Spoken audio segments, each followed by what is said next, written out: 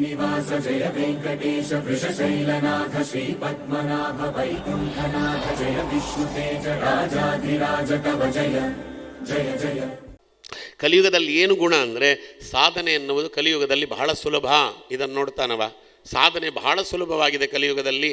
ನೋಡಿ, 10 ಲಕ್ಷ ವರ್ಷಗಳ ಕಾಲ ಕೃತಯುಗದಲ್ಲಿ ಏನು ಸಾಧನೆ ಮಾಡ್ತೇವೆ ಅದು ಬರೀ 1 ಲಕ್ಷ ವರ್ಷ ಮಾಡಿದರೆ ತ್ರೇತಾಯುಗದಲ್ಲಿ ಫಲ ಕೊಡ್ತದೆ. ತ್ರೇತಾಯುಗದ 1 ಲಕ್ಷ ವರ್ಷದ ಸಾಧನೆ 1,000 ವರ್ಷಗಳ ಸಾಧನೆ ದ್ವಾಪರ ಯುಗದಲ್ಲಿ ಫಲ ಕೊಡ್ತದೆ. ದ್ವಾಪರ ಯುಗದ 1,000 ವರ್ಷದ ಸಾಧನೆ ಕಲಿಯುಗದ 1 ದಿನದ ಸಾಧನೆಗೆ ಸಮ. ಇವತ್ತೇನು ವೈಕುಂಠ ಏಕಾದಶಿ ಅಖಂಡ ಭಾಗವತ ಶ್ರವಣ ಮಾಡ್ತಿರಲ್ಲ, ಇದರಿಂದ ಏನು ಪುಣ್ಯ ಬರ್ತದೆ ಆಚಾರ್ಯ ಅಂದರೆ, ಕೃತಯುಗದಲ್ಲಿ 10 ಲಕ್ಷ ವರ್ಷಗಳ ಕಾಲ ತಪಸ್ಸು ಮಾಡಿದವನಿಗೆ ಏನು ಪುಣ್ಯ ಬರ್ತದೋ ಇವತ್ತೊಂದು ದಿನ ಭಾಗವತ ಶ್ರವಣ ಮಾಡಿದರೆ ಆ ಪುಣ್ಯ ಕೊಡ್ತಾನೆ ಸ್ವಾಮಿ. ಅದಕ್ಕೆ ಕಲಿಯುಗದಲ್ಲಿ ಪುಣ್ಯ ಗಳಿಸುವುದು ಬಹಳ ಸುಲಭ. ಅದಕ್ಕೆ ಬಿಟ್ಟುಬಿಟ್ಟನಂತೆ ಕಲಿಯುಗದಲ್ಲಿ. ಆವಾಗ ಅವನು ನನಗೆ ವಾಸ ಮಾಡಲಿಕ್ಕೆ ಜಾಗ ಕೊಡು ಅಂತ ಕೇಳಿದಾಗ ಅವನಿಗೆ ವಾಸ ಮಾಡಲಿಕ್ಕೆ ಅಂತ 4 ಜಾಗಗಳನ್ನು ಅವ ಕೊಟ್ಟ. 4 ಜಾಗ ಕೊಡ್ತಾನೆ. ಆ 4 ಜಾಗ ಸಾಲಿಲ್ಲ ಅಂದಾಗ ಇನ್ನೊಂದು ಜಾಗ ಕೊಟ್ಟ ಅಂತ ಇಲ್ಲೇ ಹೇಳುತ್ತಾರೆ. 4 ಜಾಗ ಯಾವುದು ಅಂತ ಕೇಳಿದರೆ ಅದು ಜೂಜು ಮೊದಲನೇದು, ಎಲ್ಲಿ ಜೂಜು ಆಡ್ತಾರಲ್ಲಿ, ಮದ್ಯಪಾನ, ನೀತಿಗೆಟ್ಟ ಸ್ತ್ರೀಯರು, ಪ್ರಾಣಹಿಂಸೆ, ಈ 4 ದ್ಯೂತಂ ಪಾನಂ ಸ್ತ್ರೀಯ ಸೂನ ಯತ್ರ ಅಧರ್ಮ ಚತುರ್ವಿಧ. ಅದು ಸಾಲಲ್ಲ ಅಂದಾಗ ಪುನಶ್ಚ ಯಾಚಮಾನಾಯ ಜಾತರೂಪಂ ಮದಾತ್ ಪ್ರಭು ಅಂತ. ಇದಾದ ಮೇಲೆ ಅಸಂಸ್ಕೃತವಾದ ಚಿನ್ನದಲ್ಲಿರುವಂಥ ಚಿನ್ನ ಸಂಸ್ಕರಣರಹಿತವಾಗಿದ್ದರೆ ಅದರಲ್ಲಿ ಕಲಿ ಬರ್ತಾನೆ. ಸಂಸ್ಕಾರ ಇದ್ದರೆ ಚಿನ್ನದಲ್ಲಿ ಲಕ್ಷ್ಮೀದೇವಿ ಇರ್ತಾಳೆ. ನಾನು ಕಳೆದ ಬಾರಿ ಹೇಳಿದ್ದೇನೆ, ಇನ್ನೊಮ್ಮೆ ಯಾವಾಗಾದರೂ ಭಗವಂತ ಅನುಕೂಲ ಮಾಡಿಕೊಟ್ಟಾಗ ನೋಡೋಣ. ಅನುಶಾಸನಿಕ ಪರ್ವ ಮಹಾಭಾರತದಲ್ಲಿ ಚಿನ್ನದ ಒಂದು ಮಹತ್ವವನ್ನು, ಸುವರ್ಣ ಮಹತ್ವವನ್ನು ಪರಶುರಾಮ ದೇವರು ವಸಿಷ್ಠರಿಗೆ ಉಪದೇಶ ಮಾಡ್ತಾರೆ.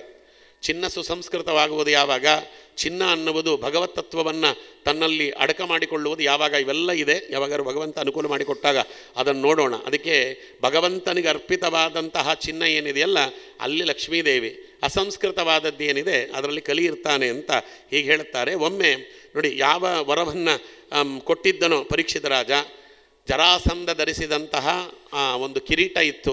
ಅದು ರಥಾಗಾರ ಅಲ್ಲಿ ಶಸ್ತ್ರಾಗಾರದಲ್ಲಿಟ್ಟಿದ್ದರು. ಅವನಿಗೆ ಗೊತ್ತಿಲ್ಲದೆ ಇದ್ದಂತೆ ಅದೇ ಕಿರೀಟವನ್ನು ಹಾಕಿಕೊಂಡು ಜರಾಸಂಧನ ರಥದ ಮೇಲೆಯೇ ಅವ ಒಂದು ದಿನ ಬೇಟೆಗೆ ಅಂತ ಬಂದ. ಏಕದಾ ಧನುರುದ್ಯಮ್ಯ ವಿಚರನ್ ಮೃಗಯಂ ವನೆ.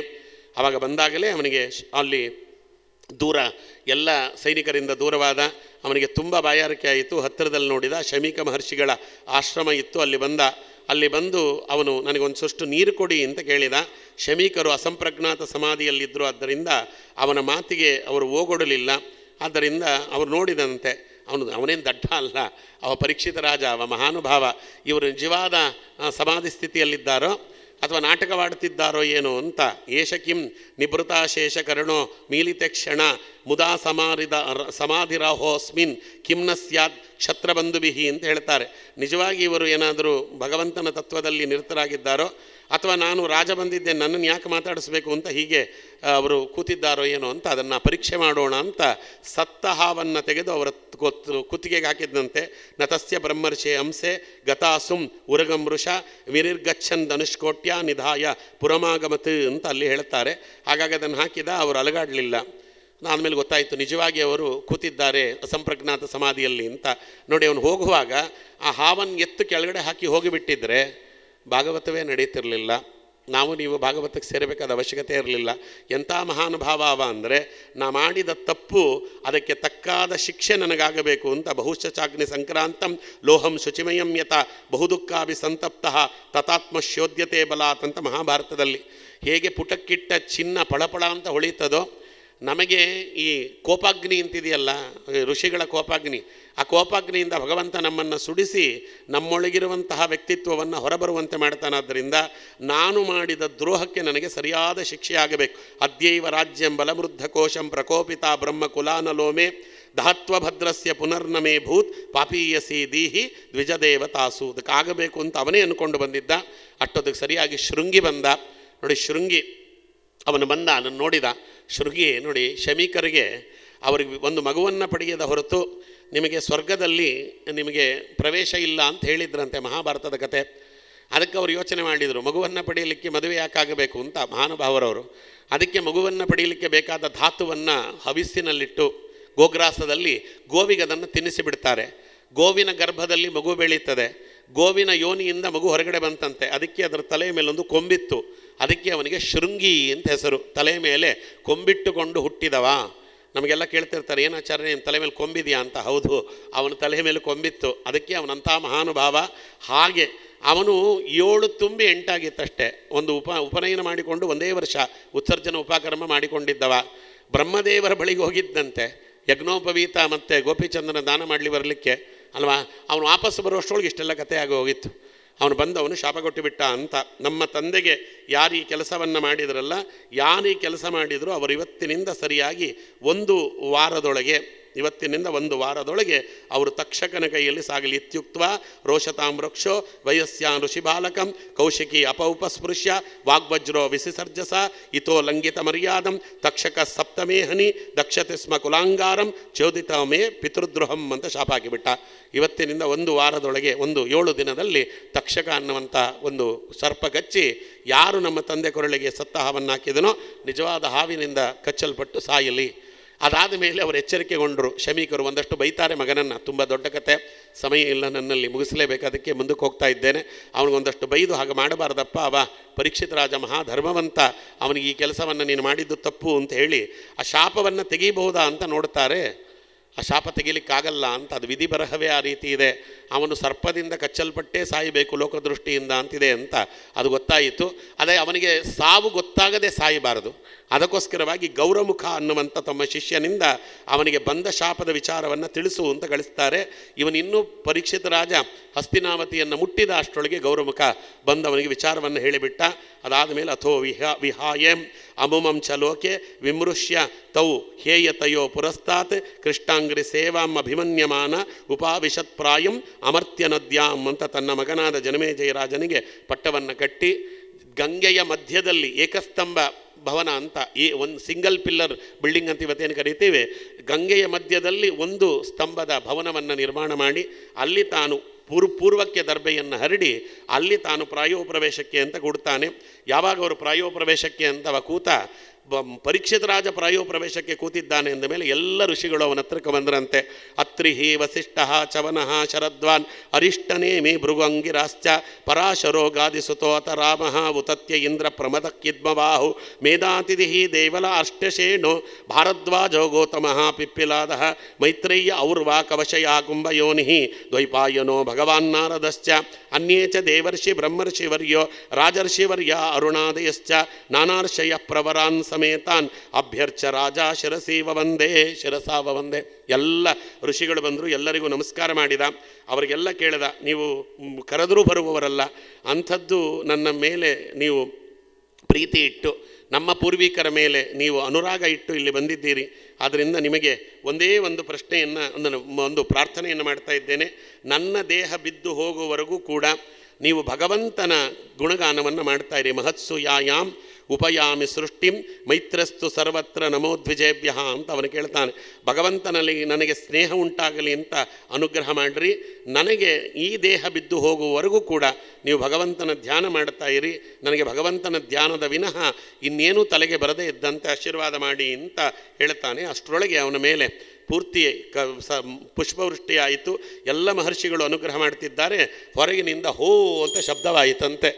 ಏನು ಅಂತ ನೋಡ್ತಾರೆ. ತತ್ರಾಭವತ್ ಭಗವಾನ್ ವ್ಯಾಸಪುತ್ರೋ ಯದೃಚ್ಛಯಾಗಾವಟಮಾನೋ ಅನಪೇಕ್ಷ ಅಲಕ್ಷಲಿಂಗೋ ನಿಜಲಾಭತುಷ್ಟೋ ಮೃತಶ್ಚ ಬಾಲೈ ಅವಧೂತವೇಶಃ. ಆ ಸಮಯಕ್ಕೆ ಸರಿಯಾಗಿ ಕರೆದರೂ ಬಾರದ, ಪ್ರಾರ್ಥನೆ ಮಾಡಿದರೂ ಸಿಗದೇ ಇರುವಂತಹ ಯಾವ ರುದ್ರದೇವರು ಅಶ್ವತ್ಥಾಮಾಚಾರ್ಯರಾಗಿ ಇದೇ ಪರೀಕ್ಷಿತನನ್ನು ಕೊಲ್ಲಬೇಕು ಅಂತ ಅವಣಿಸಿದ್ರೋ, ಭಗವಂತನ ಅನುಗ್ರಹದಿಂದ ಅದೇ ಅಶ್ವತ್ಥಾಮಾಚಾರ್ಯರು ಶುಕಾಚಾರ್ಯರಾಗಿ ಈಗ ಮಗುವನ್ನು ಬದುಕಿಸಬೇಕು ಅಂತ, ಅಂದರೆ ಭಾಗವತವನ್ನು ಹೇಳಿ ಅವನಿಗೆ ಭೇಜೆ ಖಗೇಂದ್ರ ಧ್ವಜಪಾದ ಮೂಲಂ ಭಗವಂತನ ಪಾದಾರವಿಂದದಲ್ಲಿ ಶಾಶ್ವತವಾದ ಸ್ಥಾನ ಕೊಡಿಸಬೇಕು ಅಂತ ಅವರು ಬರ್ತಾ ಇದ್ದಾರೆ. ಅವಧೂತ ವೇಷರಾಗಿದ್ದಾರೆ. ಅವರ ವರ್ಣನೆಯನ್ನು ಭಾಗವತ ಮಾಡುತ್ತದೆ. ಅವರನ್ನು ಕರೆದ ಅವನು ಪರೀಕ್ಷಿತ ರಾಜ ಉತ್ತಮವಾಗಿರ್ತಕ್ಕಂಥ ಆಸನದಲ್ಲಿ ಅವರನ್ನು ಕುಳ್ಳಿರಿಸಿದ. ಉತ್ತಮವಾದ ಆಸನದಲ್ಲಿ ಕುಳ್ಳಿರಿಸಿ ಅವನು ಸಾನ್ನಿಧ್ಯತ್ತೆ ಮಹಾಯೋಗಿನ್ ಪಾತಕಾನಿ ಮಹಾಂತ್ಯಪಿ ಸದ್ಯೋ ನಶ್ಯಂತಿ ವೈಪುಂಸಾಂ ವಿಷ್ಣು ಇವ ಸುರೇತರ ಅಂತ ಅವನು ಅವರಿಗೆ ಪ್ರಾರ್ಥನೆ ಮಾಡ್ತಾನೆ. ಸ್ವಾಮಿ, ನನ್ನ ಮೇಲಿನ ಅನುಗ್ರಹದಿಂದ ಅಲ್ಲ, ಪಾಂಡವರ ಮೇಲಿನ ಅನುಗ್ರಹದಿಂದ, ಕೃಷ್ಣನ ಅನುಗ್ರಹದಿಂದ ನೀವು ಹೀಗೆ ಬಂದಿದ್ದೀರಿ. ಅನ್ಯತಾತೆ ಅವ್ಯಕ್ತಗತೆ ದರ್ಶನಂ ಕಥಾನುಣಾಂ ನಿತರಾಂ ಪ್ರಿಯಮಾಣಾನಂ ಸಂಸಿದ್ಧಸ್ಯ ವರೀಯಸ. ಹಾಗಿಲ್ಲದೆ ಹೋದರೆ ಭಗವಂತನ ಅನುಗ್ರಹ ನನ್ನ ಮೇಲಿಲ್ಲ, ನಾನು ಪೂರ್ವಿಕರ ಅನುಗ್ರಹ ನನ್ನ ಮೇಲಿಲ್ಲ ಅಂದರೆ ಒಬ್ಬರಿಗೂ ತಿಳಿಯದಂತೆ ಸಂಚಾರ ಮಾಡುವ ಬ್ರಹ್ಮಜ್ಞಾನಿಗಳಾದ ಕೃತಕೃತ್ಯರಾದ ಪೂಜ್ಯರಾದ ನಿಮ್ಮ ದರ್ಶನ ಅದರಲ್ಲಿ ಸಾಯಲಿಕ್ಕೆ ಮುಂದಾಗಿರುವಂತಹ ನನಗೆ ದೊರಕಿದೆ ಅಂದರೆ ಅದು ಸಾಧ್ಯವೇ ಆಗ್ತಿರಲಿಲ್ಲ. ಭಗವಂತನ ಅನುಗ್ರಹ ಇದೆ, ಆದ್ದರಿಂದ ನನಗೆ ಹೆಚ್ಚು ಸಮಯ ಇಲ್ಲ, ಇರೋದು 7 ದಿವಸ. ಆದ್ದರಿಂದ ನಿಮ್ಮಲ್ಲಿ ಕೊನೆಯ ಪ್ರಶ್ನೆ ಕೇಳ್ತೇನೆ. ಅತಃ ಪೃಚ್ಛಾಮಿ ಸಂಸಿದ್ಧಿಂ ಯೋಗಿನಾಂ ಪರಮಂ ಗುರುಂ ಪುರುಷಸ್ಯೇಹ ಯಥಾಕಾರ್ಯಂ ಮ್ರಿಯಮಾಣಸ್ಯ ಸರ್ವದಾ. ಉತ್ತಮ ಸಿದ್ಧಿಯುಳ್ಳ ಯೋಗಿಗಳಿಂದ ಭಗವಂತನನ್ನು ಸಾಕ್ಷಾತ್ಕರಿಸಿಕೊಳ್ಳುವವರಿಗೆ ಗುರುಸ್ಥಾನೀಯರಾದ ಶುಕಾಚಾರ್ಯರೇ, ಸಾಯಲಕ್ಕೆ ಮುಂದಾಗಿರುವ ಮನುಷ್ಯ ಮಾಡಬೇಕಾದ ಕಾರ್ಯ ಏನು ಅನ್ನುವುದಕ್ಕೆ 4 ಪ್ರಶ್ನೆ. ಏನೊಂದು ಯತ್ ಶ್ರೋತವ್ಯಂ ಅಥೋ ಜಾಪ್ಯಂ ಯತ್ ಕರ್ತವ್ಯಂ ನೃಭಿಸ್ಸದಾ ಸ್ಮರ್ತವ್ಯಂ ಭಜನೀಯಂ ವಾ ಬ್ರೂಹಿ ಯದ್ವಾ ವಿಪರ್ಯಯಂ. ಇದೊಂದು 4-5 ಪ್ರಶ್ನೆ ಹೇಳ್ತಾನವ. ಸಾಯಲಕ್ಕೆ ಮುಂದಾಗಿರುವ ಪುರುಷ ಮಾಡಬೇಕಾದ ಕಾರ್ಯ ಏನು? ಮೊದಲನೇ ಪ್ರಶ್ನೆ ಅದು. ಸಾಯಲಿಕ್ಕೆ ಮುಂದಾಗಿರುವಂತಹ ಒಬ್ಬ ಪುರುಷ ಮಾಡಲೇಬೇಕಾದ ಕಾರ್ಯ ಯಾವುದು? ಮೊದಲನೇ ಪ್ರಶ್ನೆ. ಎರಡನೇ ಪ್ರಶ್ನೆ ಏನು ಅಂತ ಕೇಳಿದರೆ ಅವನು ಜಪಿಸಬೇಕಾದ ಮಂತ್ರ ಯಾವುದು? ಮೂರನೆಯದು ಸ್ಮರಣೆಗೆ ತಂದುಕೊಳ್ಳಬೇಕಾದಂತಹ ವಿಚಾರ ಯಾವುದು? ಆಮೇಲೆ ಭಜಿಸಲ್ಪಡುವಂಥ ವಸ್ತು ಯಾವುದು? ಇದಕ್ಕೆ ವಿರುದ್ಧವಾದದ್ದು ಯಾವುದು? ಇವ 5 ನೀವು ತಿಳಿಸಿಬಿಟ್ರೆ ನಾನು ಅದರಂತೆ ನಾನು ನನ್ನ ಸಾಧನೆಯನ್ನು ಮಾಡಿಕೊಂಡು ಆ ಭಗವಂತನ ಪಾದಾರವಿಂದವನ್ನು ಪಡೀಲಿಕ್ಕೆ ಬೇಕಾದಂತಹ ಒಂದು ವ್ಯವಸ್ಥೆ ನನ್ನ ಯೋಗ್ಯತಾನುಸಾರವ ಮಾಡಿಕೊಳ್ಳಿಕ್ಕೆ ಪ್ರಯತ್ನ ಪಡ್ತೇನೆ ಅಂತ ಅವ ಕೇಳಿದಂತೆ. ಒಟ್ಟು 5 ಪ್ರಶ್ನೆ. ನಮಗೂ 5 ಪ್ರಶ್ನೆ ಕೇಳೋದಲ್ವ? ನಾವು ಬಂದರೆ ಉಪನ್ಯಾಸಕ್ಕೆ ಕೇಳೋದು 5 ಪ್ರಶ್ನೆ. ಯಾರು ಬರ್ತಾರೆ, ಏನು ಹೇಳುತ್ತಾರೆ, ಹೆಂಗೆ ಹೇಳುತ್ತಾರೆ, ಎಷ್ಟೊತ್ತಿಗೆ ಹೇಳುತ್ತಾರೆ, ಎಷ್ಟೊತ್ತಿಗೆ ಬಿಡ್ತಾರೆ, ಇದು ಫೈನಲ್. ಅದು 5 ಪ್ರಶ್ನೆ. ಈ ಪ್ರಶ್ನೆಗಳಲ್ಲೇ ನಾವಿದ್ದೇವೆ, ಆದ್ದರಿಂದ ನಮಗೆ ಅದು ಸಾಕ್ಷಾತ್ಕಾರವಾಗಲಿಲ್ಲ. ಆದರೆ ಪರೀಕ್ಷಿತ ರಾಜ ಮಾಡಿದ 5 ಪ್ರಶ್ನೆಗಳು ನಮಗೆಲ್ಲರಿಗೂ ಭಾಗವತದಂತಹ ಅಮೃತವನ್ನು ಕೊಟ್ಟಿತು ಅಂತ. ಏವಂ ಆಭಾಷಿತ ಪೃಷ್ಟ ಸ ರಾಜ್ಞ ಶ್ಲಕ್ಷಯಾಗಿರಾವ್ ಪ್ರತ್ಯಭಾಷದ ಧರ್ಮಜ್ಞೋ ಭಗವಾನ್ ಬಾದರಾಯಣಿ ಅಂತ. ಇದು ಕೊನೆಯ ಶ್ಲೋಕ, ಮೊದಲನೇ ಸ್ಕಂದದ ಕೊನೆಯ ಶ್ಲೋಕ. ಈ ಒಂದು ವಿಚಾರವನ್ನು ಕೇಳಿ ಅದು ಶುಕಾಚಾರ್ಯರು ಏನು ಉತ್ತರ ಕೊಡಲಿಕ್ಕೆ ಪ್ರಾರಂಭ ಮಾಡಿದರು ಅನ್ನುವುದನ್ನು 2ನೇ ಸ್ಕಂದದಲ್ಲಿ ಅದನ್ನು ಸೂತಾಚಾರ್ಯರು ಅದನ್ನು ನಿರೂಪಣೆ ಮಾಡ್ತಾರೆ ಅಂತ ಇದನ್ನು ನಾವು ಇಲ್ಲಿಗೆ ತಿಳಿಯುತ್ತಾ, ಮೊದಲನೇ ಸ್ಕಂದವನ್ನು ನಿಮ್ಮೆಲ್ಲರ ಎದುರುಗಡೆ ನಿಮ್ಮೆಲ್ಲರ ಅಂತರ್ಯಾಮಿಯಾದ ಗುರುಗಳ ಅಂತರ್ಯಾಮಿಯಾದ ರಾಘವೇಂದ್ರ ಸ್ವಾಮಿಗಳ ಅಂತರ್ಯಾಮಿಯಾದಂತಹ ನಮ್ಮ ಪರಮಪೂಜ್ಯ ಸ್ವರೂಪೋದ್ಧಾರಕರ ಅಂತರ್ಯಾಮಿಯಾಗಿರ್ತಕ್ಕಂತಹ ಭಾರತೀಯ ರಮಣ ಮುಖ್ಯಪ್ರಾಣಾಂತರ್ಗತ ಅಶ್ವಿನೀಪತಿ ಹೈಗ್ರೀವ ಸ್ವಾಮಿ ತದಭಿನ್ನ ವೇದವ್ಯಾಸ ದೇವರ ಪಾದಾರವಿಂದಕ್ಕೆ ಈ ಮೊದಲನೇ ಸ್ಕಂದದ ಶ್ರವಣದ ಫಲವನ್ನು ಶ್ರೀ ಕೃಷ್ಣಾರ್ಪಣಮಸ್ತು. ಸರ್ವೇಂದ್ರ ಪ್ರೇರಕೇನ ಶ್ರೀ ಪ್ರಾಣಪತಿ ನೇರಿತಃ ಯದವೋಚ ಮಹಂತೇನ ಪ್ರಿಯತಾಂ ಕಮಲಾಲಯ. ಶ್ರೀ ಕೃಷ್ಣಾರ್ಪಣಮಸ್ತು. ವಾಸುದೇವಾರ್ಪಣಮಸ್ತು. श्रीनिवास जय वेङ्कटेश वृषशैलनाथ श्रीपद्मनाभ वैकुण्ठनाथ जय विष्णुतेज राजाधिराज तव जय जय जय.